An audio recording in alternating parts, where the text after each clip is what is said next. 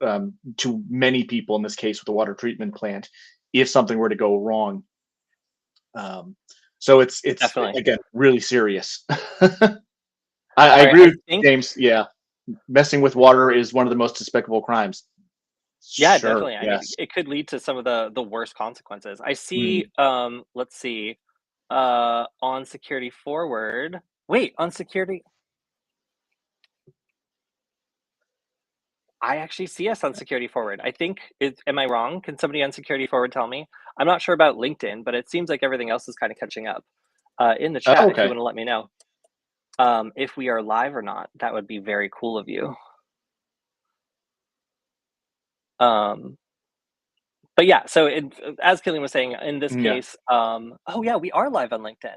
Okay, Oh, sorry right. everyone. It looks like we just got a late start. But yeah, okay, all right. You can stop bucking and jiving, Killian. But then again, what you were saying was absolutely right. Yeah. Whenever you have something like water treatment, like that's a ransom Mhm. that's probably either going to get paid or prioritized, just because you can't Mhm. have people who are like Mhm.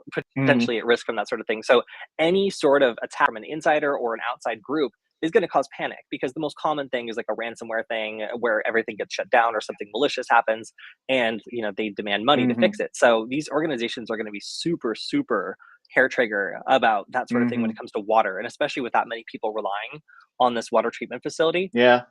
Obviously it goes without saying that messing with computer systems or installing a backdoor, like, sure, that could be used for one person's revenge, but what if Mhm. they downloaded a bad Plex server, as we've Right. seen happen before, Yeah. and their system was infected too, and suddenly they have backdoor access to a super critical infrastructure system. So yeah, this is just an example of, I guess, insider threat when you have Yep. someone with IT, like administration privileges, to just set themselves up as a remote administrator. Mhm. You can either extort or potentially get revenge on an organization that you feel like has wronged you, at the expense of potentially thousands of people who rely Mhm. on that water treatment facility. Um, but okay, I'm so glad the stream is working. You guys made me so nervous, but I think it was my mistake for not selecting the right output or something. Or honestly, this office is a little bit locked down. So if it just like was denying access to some services, then I would not be completely surprised. All right. All right, so next up, we have Apple fixing a couple more Mhm. zero-day vulnerabilities which were exploited in the wild. And when we see these, what is your gut response when you see an emergency Apple update? Slam that update button as soon as possible. Yes, a lot of these are nasty because Yeah, they they are. definitely are tied to things like these mercenary spyware groups that make Mhm. it basically impossible to do anything about being targeted. The whole point of these services is that they're super expensive, but they hoard these vulnerabilities and pay, black hats Mhm. a good amount of money to turn them in instead of turning them into Apple. So it's always this cat and mouse game between Apple, who's trying to fix things as quickly as possible, and then these organizations that have enough money to pay a really good bounty for critical bugs that affect a couple of things that we typically see over and over, which are like the WebKit is a Yeah, huge it's a big one. impacted target, where once somebody manages to pop the WebKit browser, Mhm. sending a malicious link is all you need to do to infect someone. And that's kind of, I guess, the difference between like one click and zero click exploits is this Yeah. is like a one click exploit. And these tend to be more accessible to threat Yep. actors because they're cheaper and they require a bit more interaction from the target. Whereas zero-day exploits or zero-click exploits are like, you get sent a message and it installs something in the Yeah. background and there's nothing you can do. So it does seem to be the second tier of this, but that's actually, in my Mhm. opinion, worse, because it means that more people probably had access to this kind of Yeah. ability to attack someone by sending them a specifically crafted and malicious link. I believe too, Apple. Oh, there it is. There actually was not say. I feel like I've seen a number of them this year that they've had to patch. I don't know if it's more or less than previous years, but it seems like a lot this year. But they are doing. It seems like a pretty good job of getting the patches out there. It's always funny too. I'm obsessive about checking for updates on everything, and it sort of personally annoys me, like when I don't see an update when I expect to see one. And I was like looking the forums to see like, oh, is it running late or something? And people are like, oh, what's the big deal? Why do you got to worry about your update? And it's like, it's like clearly you're not, in the industry. I don't care about whatever features are in there. I just prefer to not have to face this down, right? Yeah, and I think also there's so many people who are directly or indirectly in a critical industry Hmm. where if they were hit by something like this, like the treasure trove that would open up to the attackers would be pretty substantial depending on how they make their money. So like typically like these are the kinds of things we see governments using right Hmm. now, but cybercrime organizations and anybody who's interested in popping, somebody connected Right. to a valuable company or a government agency, like that's the kind of thing where these are becoming more and more accessible and easy for people to purchase and use before they get fixed. Oh, there it is. James said the book, This Is How They Tell Me the World Ends, goes over the bidding war for exploits. I've never read that book to date, but I've had a number of people recommend it. I guess I got to get on this train now. I can't let that one sleep.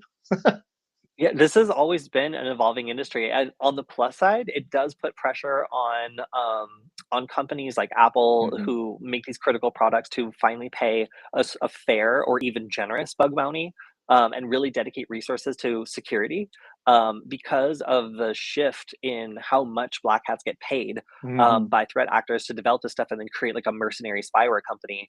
Um, as a reaction, Apple and Google have had to dramatically up the Hmm. way that they both pay researchers out that turn things in responsibly and also the way that they open up their products to transparency. Like it just doesn't, when you have this much skin in the game and this Right. many customers who are like critical people, then it really just doesn't make sense to have everything difficult for security research to contribute the right way. And that used to be the biggest complaint I heard was people turning in big vulnerabilities and Hmm. getting paid basically nothing from Yeah. Apple and Google.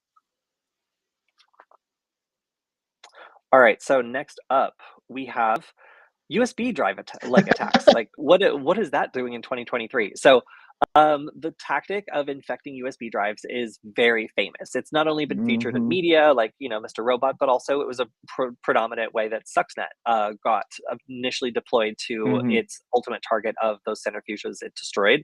So it's interesting to see that we're right back where we started when it comes to USB drives being one of the most common ways for people Hmm. to store and move data between computers. And as a result of their convenient status, we continue to see these drives that are infected be a way that a lot of people can get infected even in 2023. So there's a couple of different threat actors that are kind of working this angle, and one of them is Shogu, attributed to a Chinese espionage group also known as temp.hex, and then another called Snowy Drive, which I think is pretty appropriate since they're making it rain malicious programs from drives. They have a little bit less of a cool name, UNC Hmm. for yeah, but they primarily target oil and gas firms in Asia. But these are the kinds of attacks you can see going after basically anybody with Yeah. interesting intellectual property. We see logistics, health, communications. Looks like it could be both industrial espionage and then also just regular old Sure. espionage. So these sorts of campaigns are interesting, also because of how much I guess these threat actors have learned from Stuxnet and other Hmm. USB deployed pieces of malware. They have really done some sophisticated stuff here, and the article goes into detail of how these sorts of attacks work. The This is some pretty standard stuff with Windows, like DLL, order Right. hijacking, and then also infecting all other drives that are plugged in, which is a nice and very classic touch that helps hide this so that if anything else that has mass media ability is plugged into Hmm. the computer at that time, it gets a copy of the malicious program, Yep. which will continue to propagate itself, hopefully, across whatever environment that it's placed in, at least according to the attackers. So this is again like relatively interesting in that it is persistent. It works Hmm. across a good amount of platforms, and it's a pretty system against these specific targets. So it does go into a little bit more of how the entire process works. It's pretty Windows specific, at least in this Yeah. example.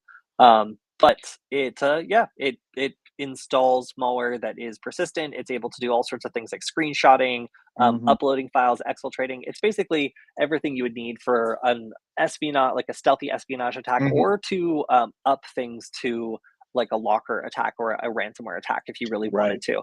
So the fact that these people are establishing persistence and then kind of laying low and stealing data means that they're probably more interested in these entities continuing to operate and generate interesting information than they are in profit from just immediately shutting them down and getting what they can. Right. So again, an interesting assessment that this is probably like an intelligence group that's like trying to get access to interesting industrial data or other things that they want to continue operating. And it does not seem to be, at least right now, a disruptive attack, although it very easily could escalate to one given all of the abilities that it has here, like writing files or deleting files. That seems like pretty much exactly what a ransomware thing would need to do in order, or a wiper would need to do in order to impact these organizations just from a shutting them down standpoint.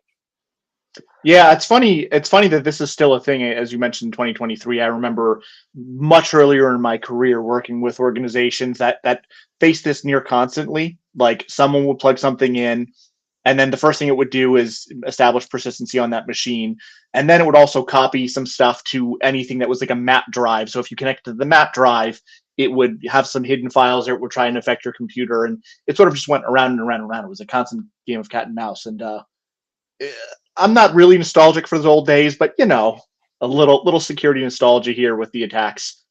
Some classics coming back. So, so here is an interesting question. Is using tasks and schedulers a valid method to establish a minor rubber ducky USB from a normal USB? Hmm. I don't think so. Like, at least in this case, like Right. they're actually like putting things into schedules and stuff in order to like make the malware persistent, which is Right. cool. I mean, from a technical perspective, it's cool to see like the mechanism they're using to do that. But you could basically make it do something over and over. So if you wanted Hmm. to have it pop open a shell and do a certain thing, like that's kind of what this specific implementation is doing, rather than trying to be like a USB rubber ducky. Which, so let me define the difference between those two things. This is a regular USB drive that is getting infected in a way that when it's plugged in, it spread the infection to the computer and other devices. It's the software Hmm. that is recognized by like Windows, and it tries to process it properly, but instead it does something bad, and then it ends up like allowing an infection. So it's pretty sophisticated. Like Hmm. it has software on it. That's the really interesting part. Right. The USB drive is unremarkable, whereas like a USB rubber ducky is the drive itself is acting like a keyboard and typing out malicious commands. So Right. it is recognized as a different type of device, and because of that, it's given a more trusted level of access.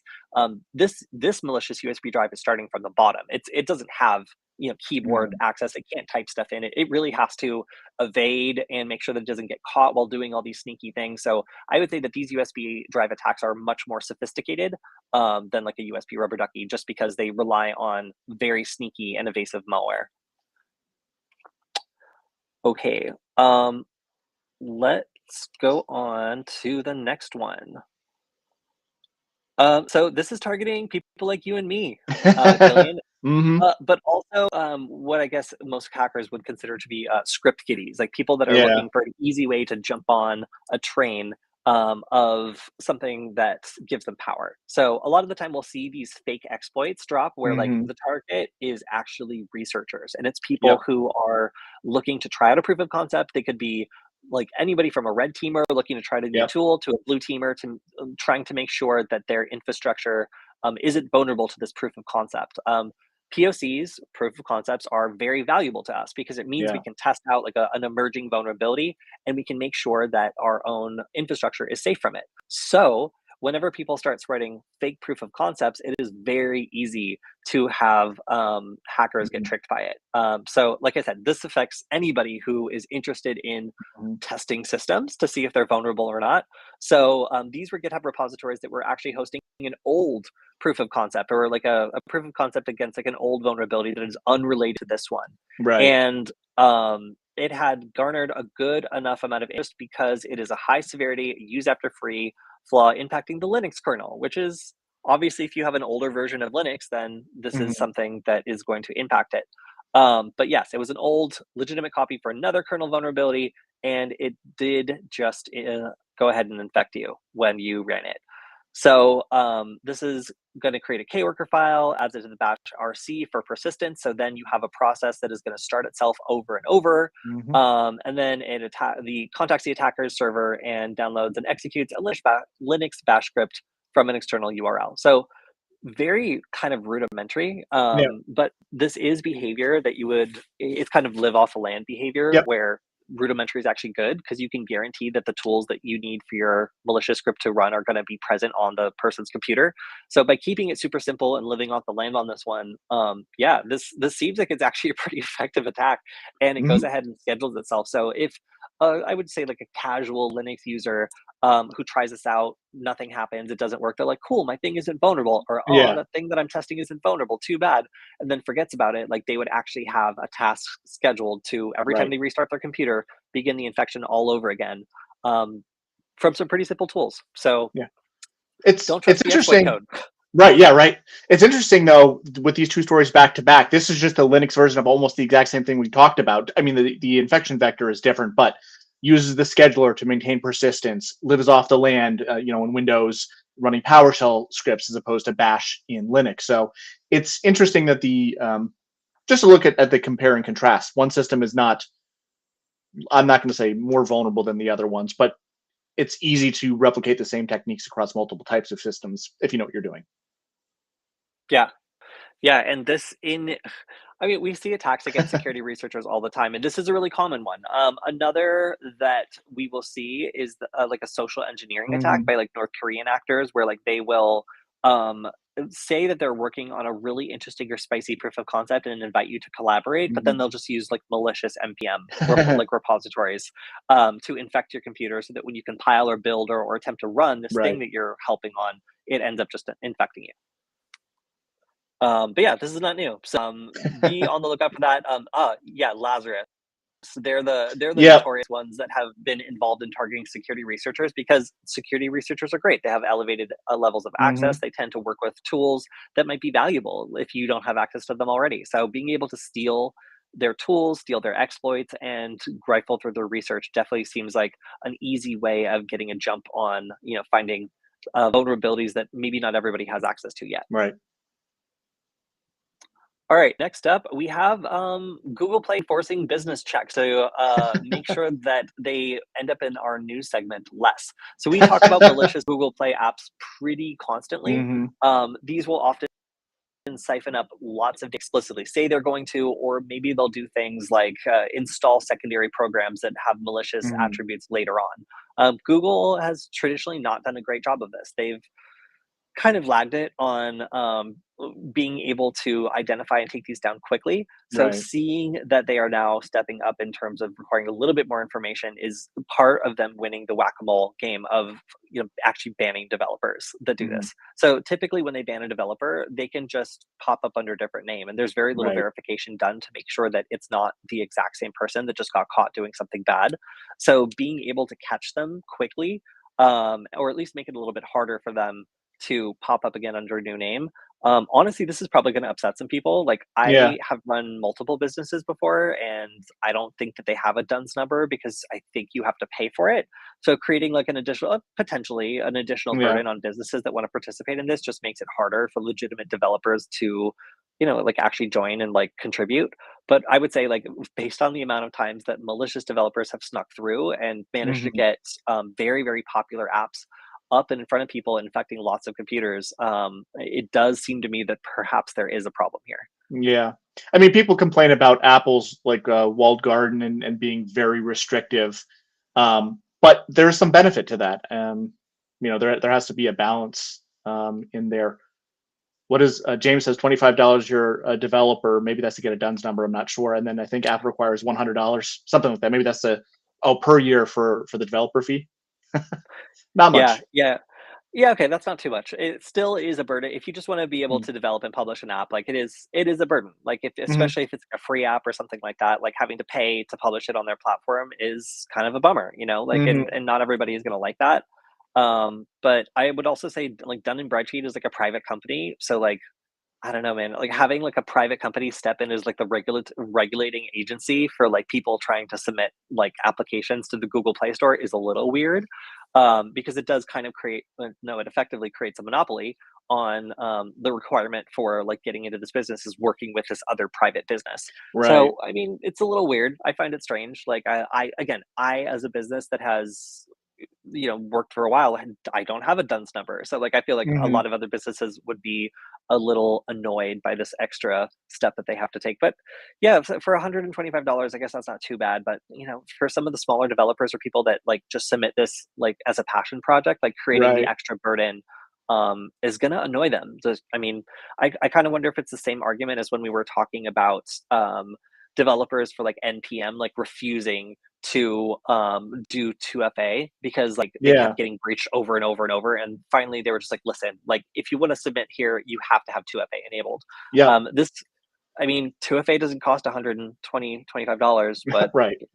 at this point, like assuming that they're making some sort of income off of it, maybe is a little bit of a breach here. I feel like there's a lot of people who don't probably make any money on the apps that they have on the Play Store.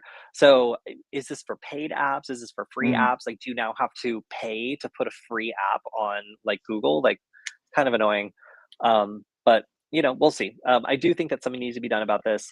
However, I'm not sure if adding pro like private Mhm. regulatory burden costs money is necessarily the best option. Like maybe just like develop your own verification process, Google, or like something like that would be my response. But I am encouraged to see at least some sort of improvement in this field.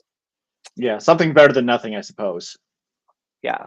All right, so let's talk about our most unfortunate segment. Who is getting free credit monitoring? So this time, it's Colorado State University has announced Mhm. of a breach of data impacting students. Now we had, and of course, Clop ransomware, Clock. Move It, Mhm. data transfer. We're going to be continuing to hear about this for a while. Like I said in some of our previous streams, that ransomware gang like hasn't even had time to go through all the Yeah. data they stole. Like they're backlogged in terms of like exploiting people that they stole data from in that breach. It was just kind of a grab that hit lots of organizations at once, and there's Mhm. still people just waiting to be contacted by the attackers. So we've heard a bit about schools being impacted by this, and there was an especially nasty case a couple weeks ago where I think it was like Minneapolis, like Yeah, public school I think district, so. had a huge breach involving lots and lots of very, very sensitive data. This was like counseling notes, mental Mhm. health records, like all the very, very, very private stuff. So the good news on this breach seems that the majority of the stuff is kind of run of the mill data breach, like Mhm. like application stuff. So it doesn't seem like, at least initially, they're talking about the same kind of like very sensitive like internal data that was the subject of the Minnesota data breach. But Mhm. I guess consolation prize is like it's not as personal or like medical Mhm. or some of the other things that were really horrific about that last breach. But it does seem to be the kind of standard employee identification number, social security numbers, Yeah. demographic information, date of birth, like the kind of stuff that would facilitate phishing or financial crime. So Mhm. I don't see where the free credit monitoring is mentioned here, but I would bet my life on the fact that Yeah. someone in this university is getting offered free credit monitoring soon. So very unfortunate Yeah. to see this, but again, we expect to see a continuation of these companies coming out and saying that they are victims of these groups, just because of the sheer amount of data that was exfiltrated from this particular Move It data transfer attack. Here's something that's interesting too, for because we've been talking about this for what, a month or two now, and it's been in the news for a long time. It's interesting because I was talking to somebody a couple weeks ago, and I know well after you and I have been talking about this, and I noticed that they had mentioned that they were using the Move It tool, and I when I heard this, I'm like, probably you need to talk to your IT team, make sure it's patched, like report this up through the chain of command because like this could be a big deal. Um, and so fast forward several weeks later, I was talking to that person again, and they're like, "Oh, a couple weeks after this initial conversation, I mentioned that the organization with Move It finally was like, yeah, you should probably like stop using it, delete everything on it, and like not share information." I'm like, at this point, the cat's out of the bag because you've been using it for several weeks after like you were sort of warned to make sure you're patched and everything else. So I guess my point being is that for the amount of press that this is getting, um, I'm surprised that not a lot of people, or there's still a lot of organizations that haven't heard about it. And exactly right, there are two recent patches that have been announced from it. The initial one from a month or two ago, and then one last week or 2 weeks ago. But yeah, I just thought it was odd and sort of scary that um, that there still seems to be a lack of industry knowledge about this. So potentially more data that maybe didn't even go out the door yet could still be going out the door.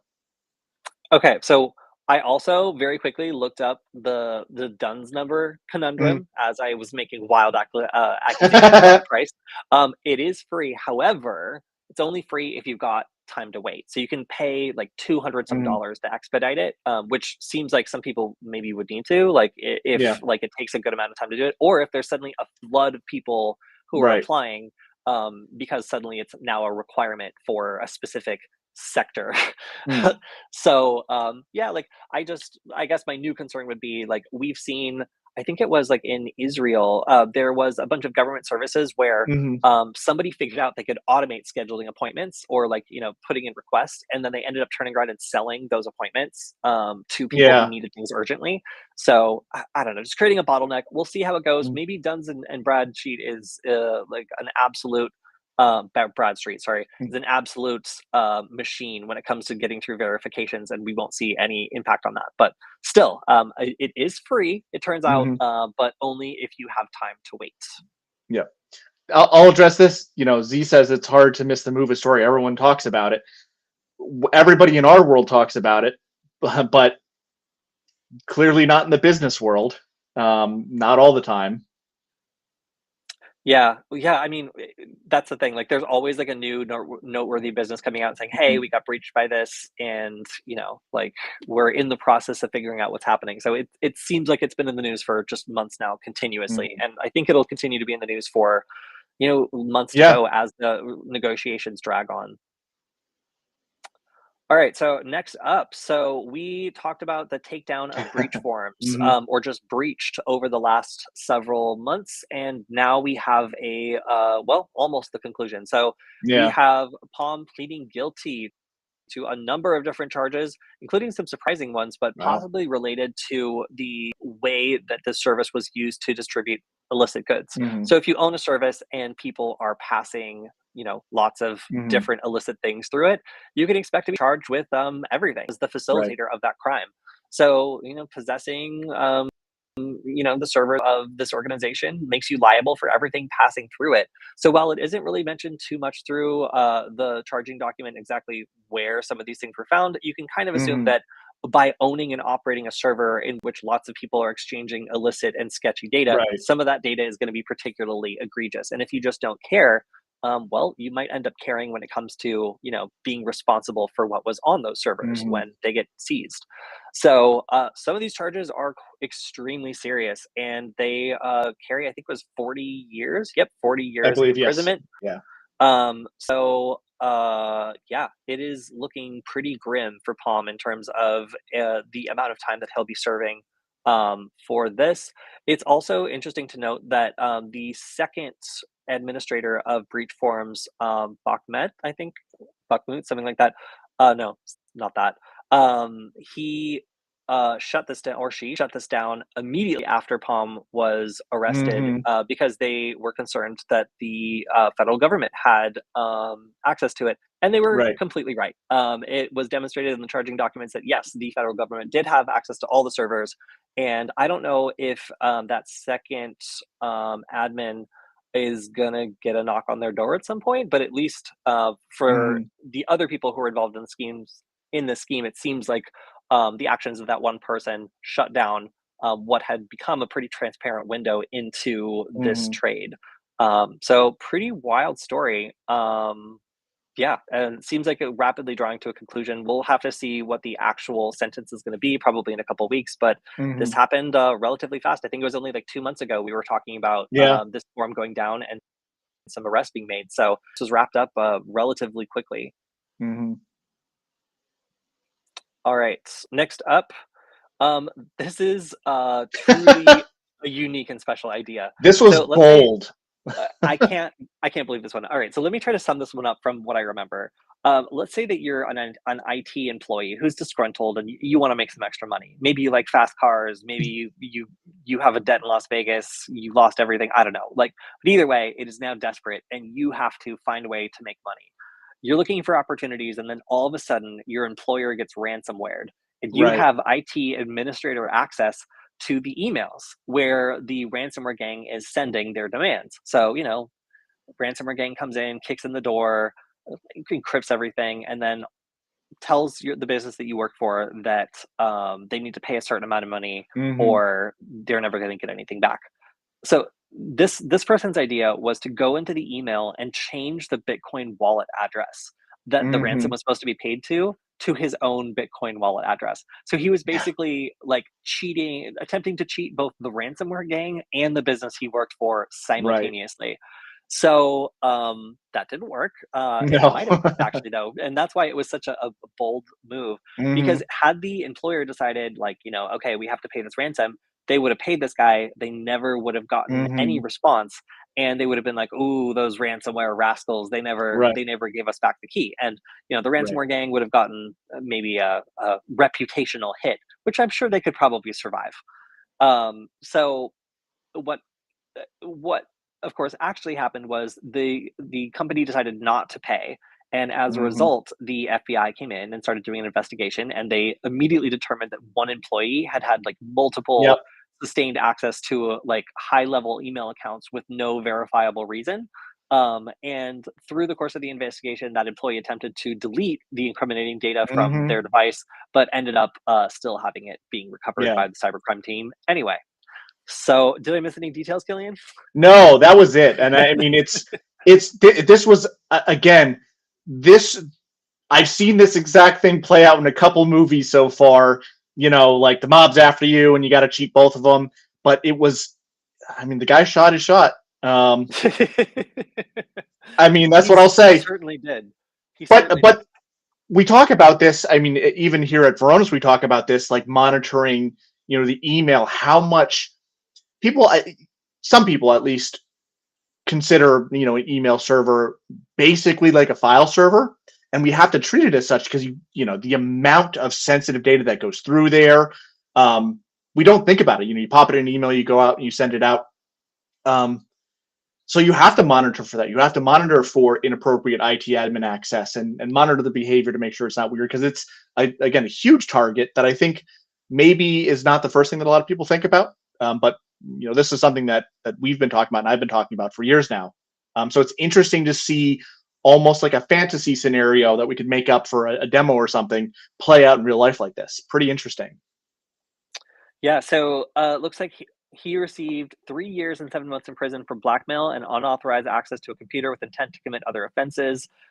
This seems like it was a 5-year process of getting this like prosecuted after he Mhm. was initially caught, and it just altogether like a pretty crazy scheme. Just like Yeah. getting like trying to steal the money from the cyber criminals and not get caught. Of course, like having multiple unauthorized access to sensitive files from your home computer and your home Hmm. network was definitely something that got him flagged. So Hmm. having good internal control seems like it was a factor Yep. in this being able to be caught.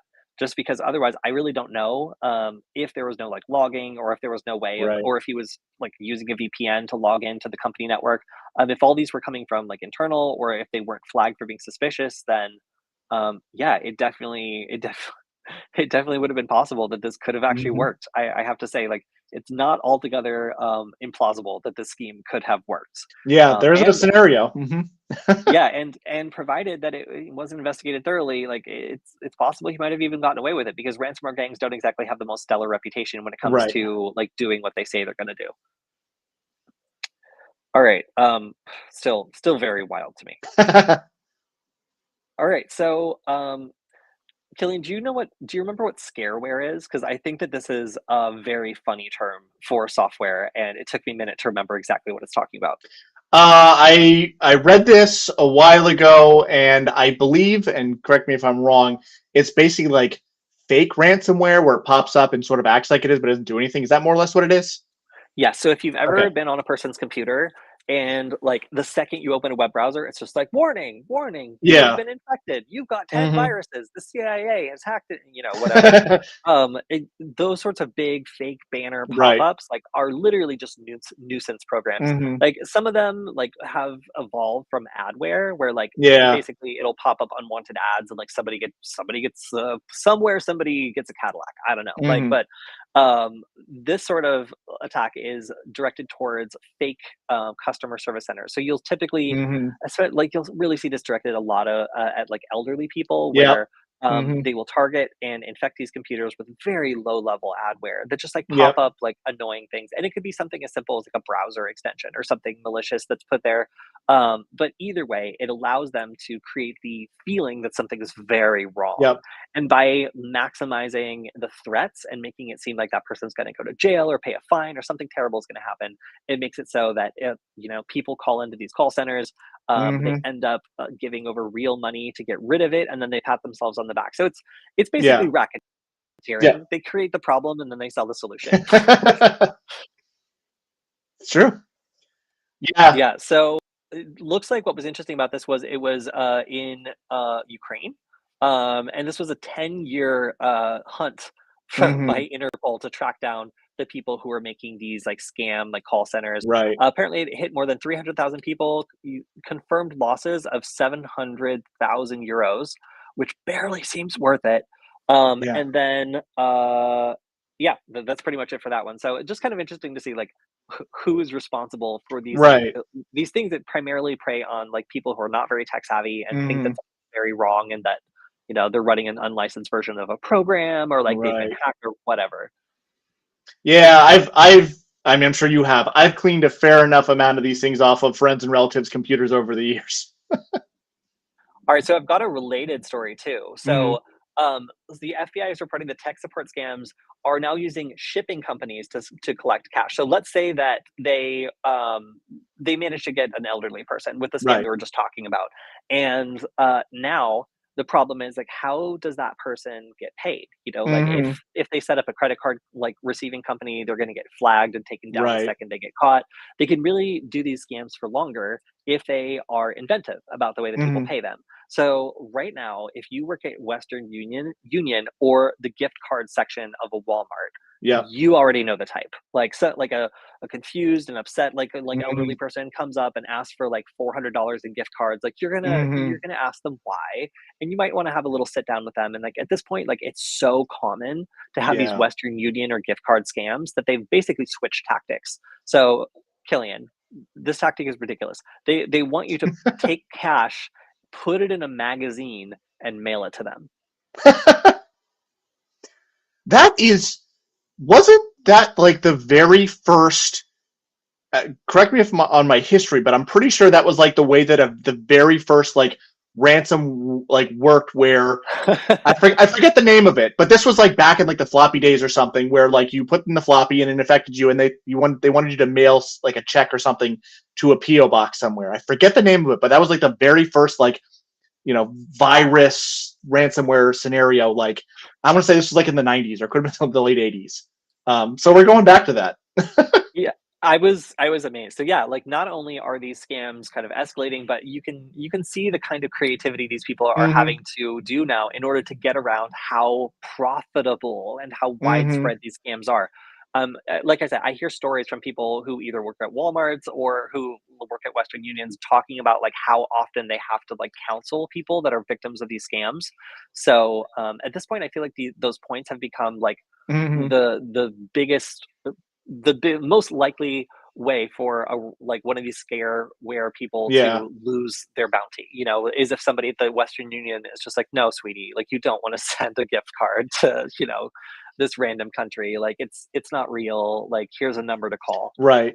So now that they're trying to cut those like more common points. It's kind of funny because like if they could use Bitcoin, they would. But these people that they're attacking obviously like would not be the prime candidates to send anybody Bitcoin. So instead, like if you Right. can't take credit cards, the next best thing is like figuring out how to mail basically cash, which Hmm. you would think that you would know better than stuffing a bunch of like $100 bills into like an old magazine and mailing it to someone to like you get this like pop up to stop coming up on your computer. But unfortunately, It seems like this is actually something that's working to the point that the Mhm. FBI has had to come out and do an announcement about it. Yes, here's what it is. The AIDS Trojan, one of the first attacks ever documented. It was released via floppy disk in 1989, and the victims needed to send $189 to a PO box in Panama to restore access to their system. I love it. I love, man, that's a long time that this has been happening. It's Yeah, and it kind of relates back to the USB the USB right, drive right. story too. Some of these old tactics are still just evolving and like kind of like coming back in different ways. So yeah, it Mhm. is interesting to see how the old tactics are still working. Although I have to say that yeah, the magazine one is, at least for me, a new one. All right, I'm going to skip through a couple just because Yeah. we're running a little tight on time. This is one that I'm actually pretty excited about. The US is preparing the Cyber Trustmark for more secure devices, and that means like a Yes. rating system that's more accredited for talking about whether or not a Mhm. device has met certain regulatory burdens for cybersecurity. So this has never been a focus Mhm. before, but now you would have another metric to judge products you're considering buying by. Where Mhm. if you have a home that you want secure, you could, pay maybe a little bit extra or like find brands that have higher cybersecurity marks than like the Mhm. cheapest available one, which might actually end up costing you more in Right. the future by getting hacked or becoming part of a botnet. Right. Yeah, no, this one's really cool because I mean, I know we've had to have talked about stories like the cheap whatever camera. It doesn't, it doesn't require a password. It's exposed to the internet. Everybody can log into it, or it just becomes a botnet because it's running some out of the box board. Um, Yeah, that's really cool. mhm. I'm excited to see that. It looks like certified devices would be listed into a national that consumers would consult via QR code to compare the Mhm. security information in multiple products. So this would That's look like nice. this little, where is it? Where's this little shield right here? Where is it? I thought they had a picture of it. Maybe I just imagined it. Wow. Oops. So there's like a little like shield mark that it Yeah. has, and it basically is trying to convince you that okay, like you can trust this product more than one that Hmm. doesn't choose to, have their product adhere to these standards. So I think these standards are also like not crazy. So I wouldn't say that they're a big like regulatory burden on Right. like anybody who's making these sorts of products anyway. So the fact that you're supposed to do most of this stuff anyway, and it's just that companies Right. cutting corners is really what has made this kind of standard like necessary. That's really what this is all about. Yeah, I like that. This is nice. It's a good thing to see. This is what I want to see the U.S. government working on. Something good Definitely, for just all of making it us. more clear for consumers, Yeah. like what is a good choice and what isn't a good choice when it comes to a cybersecurity like Hmm. related product. All right, so let's see. Oh yes, this is another great story. U.S. government Yeah. agency has banned European spyware vendors Intelexa and Cytrox. So one of these, I believe, is Greek, and the other is yes, Hungary. Yeah. Then another from North Macedonia. Mhm. Oh, okay. So never mind. Its company had multiple subsidiaries in Mm, different mhm. companies, and then this one did too. So these companies are mercenaries. Basically, they Yep. are the ones who are offering those big bounties we were talking about, and they're almost definitely, in some way, shape, or form, related to those Apple security updates we just Yeah. talked about earlier. So, because they are the biggest customer for those sorts of exploits, and then they can turn around and sell those to all sorts of unscrupulous people, you can see that the heads of like Meta were targeted by these people, Mhm. European heads of states, like dissidents, like journalists, like the exact kind of people you would expect Right. people with power and money would maybe want revenge on or want Right. to monitor or infect with a malicious program. So yeah, these sorts of mercenaries have become an increasingly big problem as they start hoarding these zero-day vulnerabilities and selling them to the highest bidder. So you can Yeah. expect to continue to see these businesses pop up in the news, and it really is whack-a-mole because one company gets shut down and the developers kind of move on to another. But it is an encouraging step to see that some of these that are starting to gain prominence and acceptance worldwide are being cut short, at least by this particular government agency. Mhm. All right, let's see. So this is another interesting story out of Ukraine. This one Yeah. talking about a massive propaganda farm. So they seized 150,000 SIM cards and 250 GSM gateways. And this was part of a scheme that basically was creating fictitious accounts and trying to spread like demoralizing propaganda Yep. domestically in Mhm. Ukraine. So these sorts of like propaganda bought like I guess you could call them like troll farms, would operate within the Yeah. country, like set up infrastructure there, and then make it so that you could just push misinformation to the general public. So these are sophisticated operations that are part of a propaganda pipeline that's information warfare. It's really designed to demoralize and Yeah. confuse civilian populations. So seeing these shut down and what one of these kind of like lightweight information warfare cells looks like Right. is a really interesting takedown. I actually haven't watched this video, and I feel like maybe I'll get an ad or something. Nope, no ads, just pure seizing. Okay, It's their I, cabling, yeah. their cabling seems like it was done in an emergency. Wow, that's a lot of GSM gateways. So obviously, what they're doing here is they're connecting to different cell towers, Hmm. pretending to be, legitimate devices and sending out Right. propaganda in as distributed a fashion as possible. This seems like also a pretty professional setup. It's like pretty well funded. Yeah. So yeah, being able to take down these like domestic propaganda farms is like a huge priority, and seeing what they actually look like is kind of shocking. Yeah, that's a little bit of a peek behind the curtain there. It's pretty interesting to see that, and especially they put it online. That's really interesting. I've got nothing to say, but good.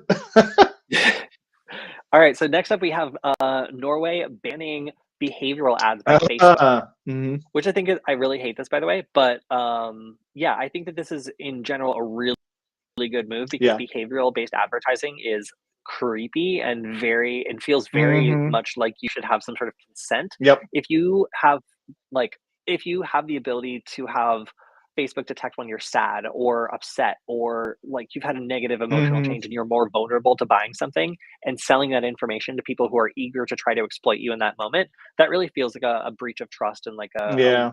a lack of concern for the ultimate, customer. So in this case, like I am happy to see behavioral advertising getting a second look. I think it's like the worst use of data by Facebook, and it's one of Hmm. the ways that they really kind of go beyond what a user could control in their Yeah. experiences. If you can't control, the advertising taking advantage of you in a bad moment, like that to me is kind of a step over the line. So we see a lot of this forward-reaching data privacy law stuff, like in the European Union. Hmm. In Norway, it seems kind of new. But I'm interested to see how this plays out because behavioral advertising is like a-okay in most places. Even if I Right. don't like it is legal to do in a lot of places. So seeing it being more directly addressed is something I'm actually pleased about because I think it's good for privacy and The also for consumer choice. the funny thing I saw in this too is towards the end of the article that what really stuck out for me is so Norway did a temporary ban. I believe they're appealing this to the greater European Union, because Meta is already like out of compliance. They got fined massively for doing this type of stuff anyway. But the funniest part I thought of the story is Facebook or Meta just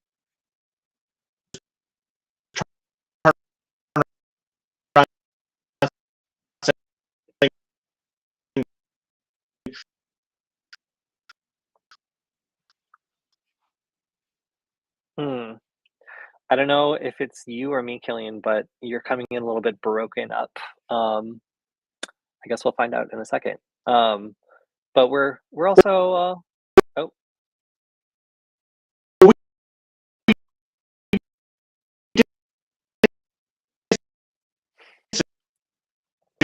oh no.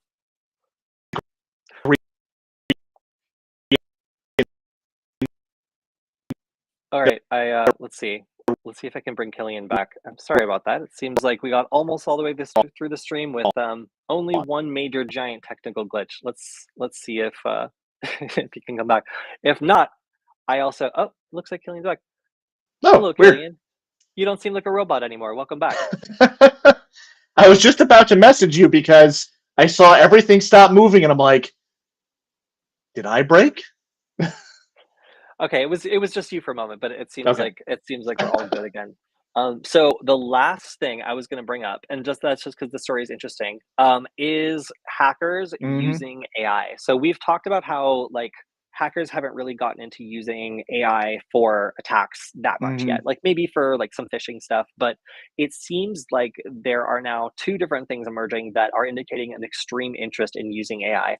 One of them is just the breach of tons and tons of OpenAI credentials, which allows people to, get into other people's accounts and use ChatGPT for whatever they want. Mhm. And then if somebody decides that they don't like that and they get the shutdown, then it doesn't really impact them. They just go on to the next account. Another is Worm GPT. So Yeah. this is an alternative to ChatGPT, which is supposed to be trained on malware. So it's trying to learn how to be evasive. It's trying to learn how to write programs that are malicious, do bad things, and are also, like remixes of other stuff that's out there. Which, Mhm. frankly, like a lot of stuff is just remixes of other stuff out there.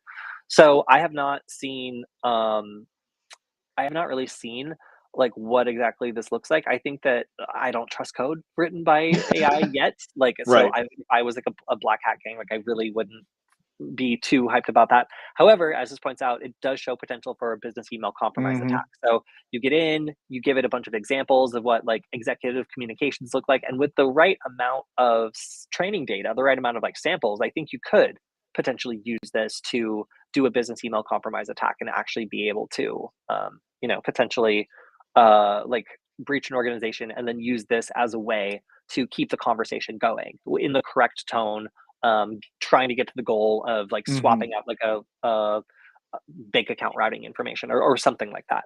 So I do think that this is potentially a threat, at least on that front. But I don't think that I would be too worried about the kind of code that it can write Yeah. right now.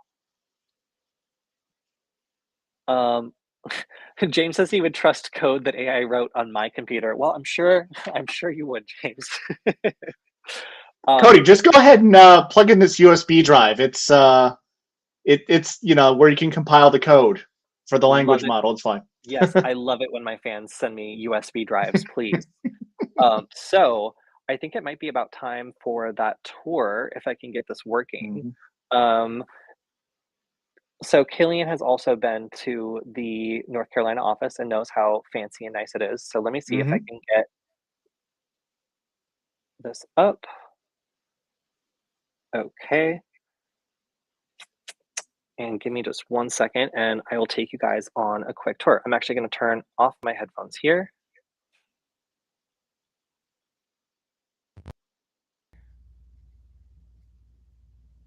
And then let's go walk around the office.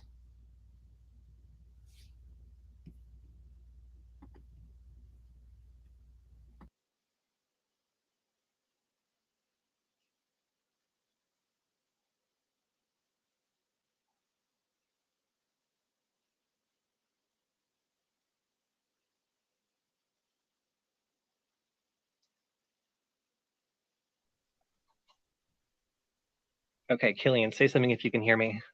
I can hear you. Hopefully, you can hear me. Oh no. Okay, well, I can't hear you, but you can hear me, and that's really what the most important thing is. Let me see if I can. Oh, okay. Do audio. Okay, well, we'll give it a try. So I'm going to walk around, and this is the floor I was streaming on. Everything. So I worked at Uber for a little bit, and this is like just a friendlier like way of naming things. They had like very intense names for all their meeting rooms. These are all nice. They're all like little cities you can visit. All right, let's keep going. Got a little kitchen. This isn't the main kitchen. There's more kitchens, so don't even worry.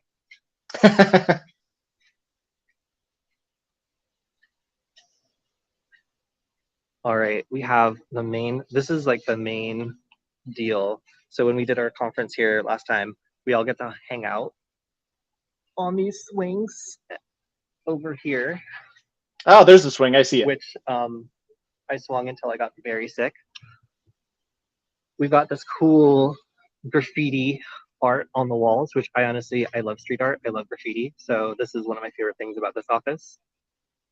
It's how cool it is. All right. Stairs down to this main kind of like conferencey area. People working on one another. And then like a chill out area where there's cartoons on. Nice. Ooh. We've got a bunch more offices back here, which are awesome. And then let's go down to the main space. So while visiting North Carolina, I wanted to come here so bad. So I'm glad they were able to put it together at the last minute. Everybody was super friendly here. And yeah, all right, going downstairs. So this is where we did our big meeting last year.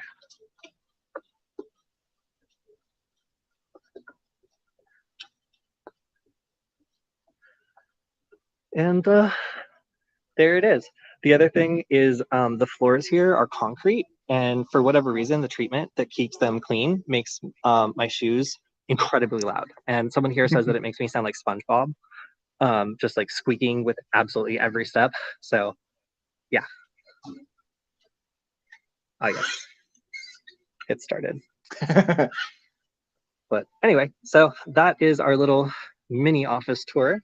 They were so nice for letting me in today. And I'm gonna run back up to the stream so I can hear Kilian again. But I mean, I guess that's pretty much it for the stream today. So if you guys have any questions about the office, also remember that if you want to continue the conversation, you can always go to the Discord community we set up. It's at nugget.lol, nugget.lol.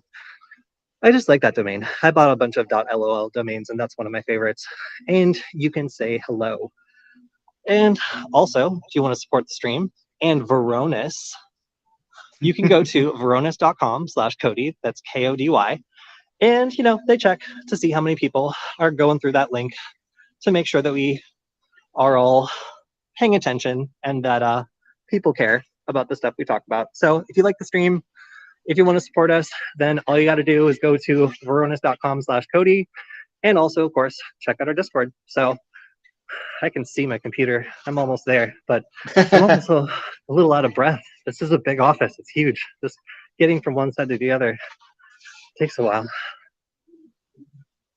Okay, let's switch back. There I am.